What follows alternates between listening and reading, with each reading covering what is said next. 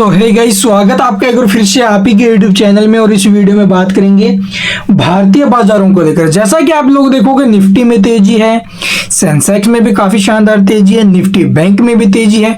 But market में इतनी अच्छी रैली होने के बावजूद आखिरकार हमारे पोर्टफोलियो की क्यों बाट लगी पड़ी है। सभी के निवेशकों के कमेंट है ये कि मार्केट में तेजी अच्छी बात है, लेकिन हमारे पोर्टफोलियो की तो ऐसी की तैसी होती जा रही है, लगातार टूट रहा है पोर्टफोलियो।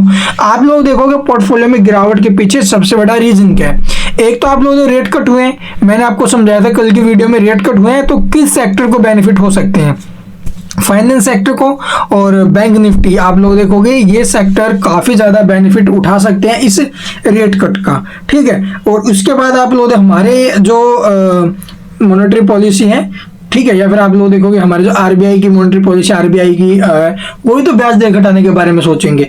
तो ये सारी चीजें आप लोग देखोगे कितना इम्पैक्ट डाल सकती है इन सब के ऊपर। बट जो आपको अभी के टाइम पोर्टफोलियो में इतनी बड़ी जो करेक्शन देखने को मिल रही है, इसके पीछे रीजन क्या है?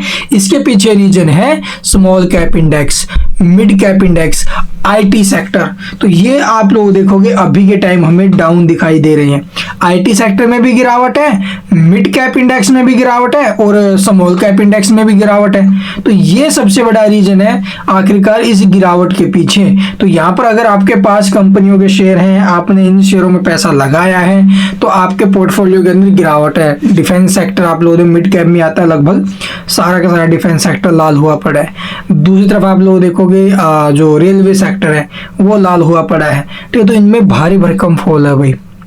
तो इनमें गिरावट क्यों बन रही है ये जानने की कोशिश करोगे तो आप लोग देखोगे पीछे डिफेंस और रेलवे सेक्टर बहुत जबरदस्त तेजी दिए थे, ठीक है। इतनी रैली बनी थी, आपने देखे होंगे। ये जो स्टॉक्स है अपने प्राइस से, जो इसका इशू प्राइस था वहां से आप लोग देखोगे कई स्टॉक्स तो 30-30 गुना भी हो गए थे। बट 30 गुना HCL जैसी कंपनियां हुई है भाई, ठीक है, मझगांव जैसी कंपनियां हुई है। तो यहाँ पर आप लोग देखोगे रेलवे की स्टॉक्स में भी बहुत अच्छी रैली बनी, ठीक है। तो ये स्टॉक्स भी 20-20 गुना हो गए थे, 10-10 गुना हो गए थे, तो रैली बनी। लेकिन अभी के टाइम आप लोग देखोगे हमारा जो पोर्टफोलियो वो क्रैश है इसी वजह से। तो यहाँ पर अगर आपकी होल्डिंग है या फिर खरीदारी करने के बारे में सोच रहे हो तो अभी आपको क्या करना चाहिए, अभी 1-2 दिन मार्केट को वॉच करो भाई।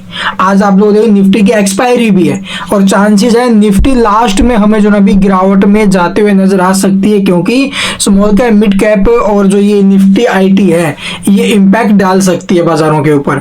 तो इसलिए आज आप लोग देखोगे ऑप्शन ट्रेडिंग भी अगर करोगे तो वहां पर भी क्या बोलते हैं, जीरो हीरो वाली बातें आएंगी आज। तो जीरो से हीरो बन सकते हैं और हीरो से जीरो भी हो सकते हैं। तो इसलिए थोड़ा सा संभल के रहना भी। पोर्टफोलियो में गिरावट है स्मॉल कैप, मिड कैप की वजह से। अगर आपने ज्यादातर वहां पर खरीदारी की हुई है तो आपका पोर्टफोलियो डाउन है।